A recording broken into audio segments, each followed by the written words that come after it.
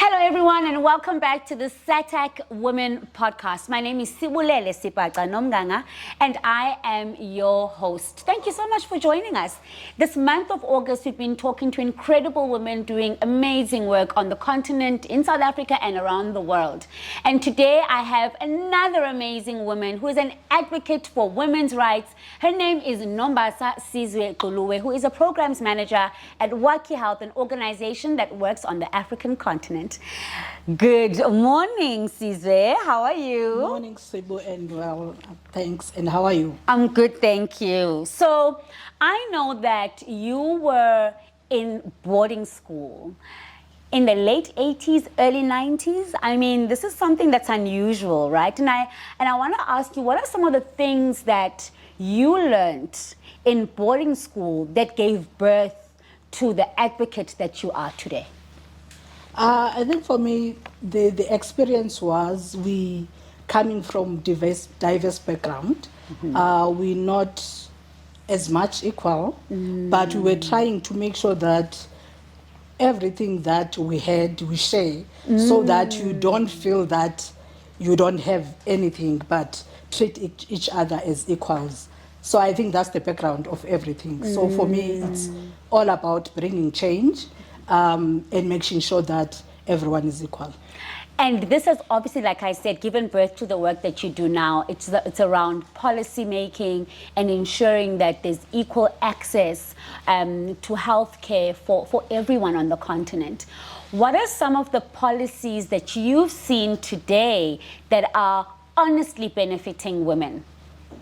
Okay, so if I can think of one, for me it's like the amended Sexual Offences Act. Okay. And of course, it was not just amended because it comes as a dream, but there were efforts, there were advocacy that we as activists, we as civil society done for that to happen. And the experience on the ground, of course, of people experiencing different things that was not contained in the act back then. So for me, the difference, for an example, was like the extension of defining what rape is. Right. Because what was on paper was not talking to the experience on the ground. So we thought that it's the language that will be on the law, so that when the policy is being implemented, that can surface. And it's now working for women, and not only for women, but also the girl child, because it also makes sure that it guaranteed and was specific about who we're referring to if we're saying the child. Right. According to the act. Right. So that for me. And I think I like what you're talking about, because it really drives the connection to the question I want to ask you now around what have been some of the implementation gaps from policy to on the ground, that women still face today? Okay. I think for me, most of the time, these laws are enacted and stay on the shelves. We don't get to the communities to educate and simplify the acts for them. Simplify. So that they can understand, because it's no use having something on paper and then you don't utilize it. So for me, it's like that public education, especially for women and girl child, to know what is the act about, how do we as women benefit on it. Sure. And it does not only end to that, because the biggest challenge that was a shock to me was when we were having a partnership with South African police, because we then find out that also they were not trained on this new act. So we had to take an effort to train them on the act, so that they understand the law part, but also the linkage between the law and the access to health. Sure. So that was the big thing for me, because having it on paper and like the proper implementation really goes a long way. I mean, we're not even done with this podcast, but I feel like a call to action is coming on here. The call to action is making sure that the big written policies, beautifully written, need to come down to the people in a language that people understand. Or else, what is the point? Anyway, Mbasa, continue with our conversation. What are some of the conversations or topics, in your experience, do you feel we are not speaking as openly about, and that we should be speaking openly about?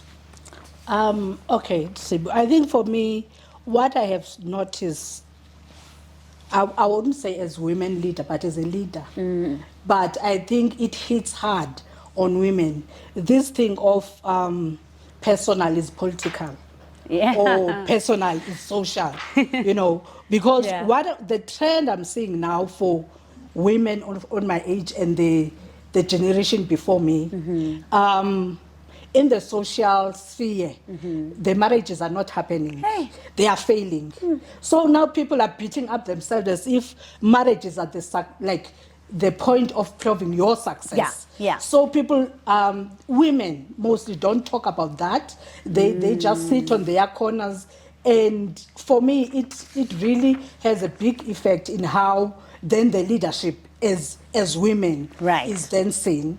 And then I think the second part is that we're not embracing that we are becoming old. So we can't be looking fresh as we were, like in our 16. Yeah, I mean, we're old now. So we need to embrace that rather than, because now people are engaging in all sorts of things like operations that have come out very bad because sometimes we don't even have the money to maintain that. So I think we need a safe space because in a way for me, that has a huge impact in the work in what we do, especially as advocates and as women leaders, because now those are the things that are taking us back and not giving us the space to be who we are. So we need to think about that, because that's the thing that I'm seeing. It's becoming a new epidemic, and I don't have a solution at the moment to say how do we do it, but I think we need to have that safe space to say, let's talk about it, how best we support each other, so that we go back and do what we know best. So you definitely agree that we don't have enough safe spaces for us to be engaging in these conversations. And you are spot on. I think a lot of the time we feel as women you can't have it all.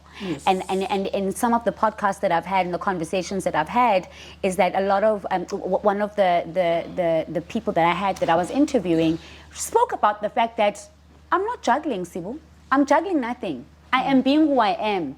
People must just fit into the life that I have.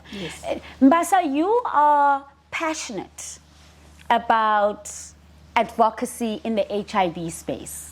Tell us why. Okay. I think when HIV was introduced to me, it was at the time when there was no access to treatment. And I think for me, I was raised to fight for what I think is right. My parents were like political activists. So that was my upbringing. So for me, as I was in the location where I live, so I saw that there's a lack of access to treatment. In fact, there was no treatment. So I decided to, because my motto is be the change you want to see. So I decided to embark on the advocacy to make sure that we have treatment for people in South Africa. So that's how I become engaged in the health advocacy and then take it now to the Africa region.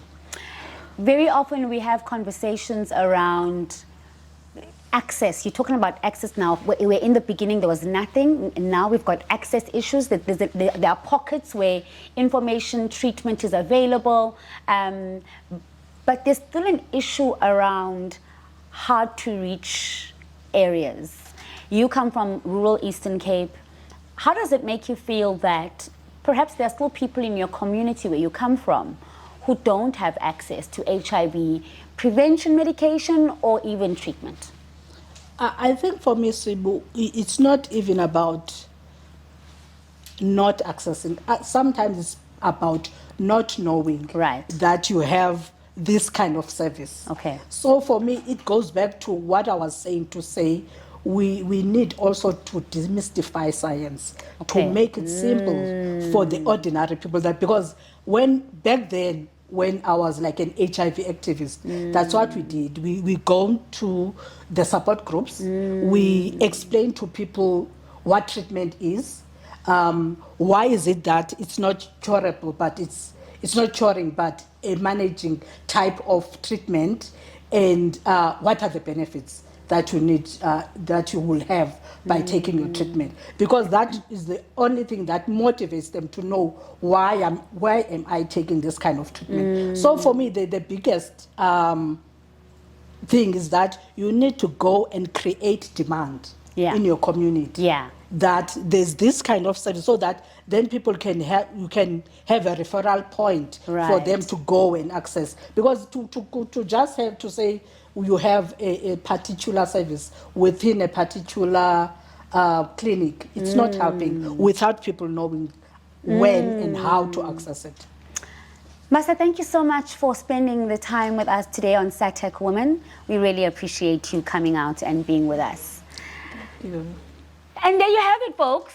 I think this brings me to my second call to action for this very one episode, and that is, scientists, we love you. We love the work that you do, but let's connect it to the communities that you work so hard to serve. And it goes back to my initial call to action about language, language, language. Let's simplify it, let's destigmatize it, let's demystify it, and make sure that everybody understands, so that everyone understands what their rights are and are able to go and fight for what they should be accessing. Till next time, bye.